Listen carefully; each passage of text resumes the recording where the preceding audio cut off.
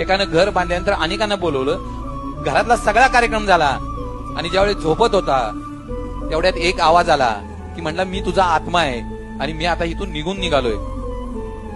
तो माणूस म्हणला अरे आत्ताशी मी घर बांधलंय, आत्ताशी कुठे सुखाचे दिवस यायला लागलेत आणि तू कुठे मला सोडून निघालाय, तू तर मला सोडून गेला तर मी मरीन काही, तुला ह्या घरात थांबलं पाहिजे. आत्मा म्हणला घर तुझं आहे, माझं घर म्हणजे तुझं शरीर आहे, परंतु वयाच्या 60व्या वर्षी तुझं शरीर शुगर बीपी जडपणा त्यानं खराब झालंय ना, मी कसं या घरात राहू. जर आमचं शरीर नावाचं घर जर व्यवस्थित नसेल तर मी या घरात कसं राहू. तुला वाटतंय ना तुझं घर चांगलं असावं, तू राहशील का या घरात जिथं खिडक्या नाहीयेत, जिथं वरनं पाणी टिपकतंय, कलर गेलाय, दारं व्यवस्थित नाहीये, त्या घरात तू राहू शकत नाही. मग तुझं शरीर नावाचं जे घर आहे ते खराब झाल्यानंतर मी कसा राहीन.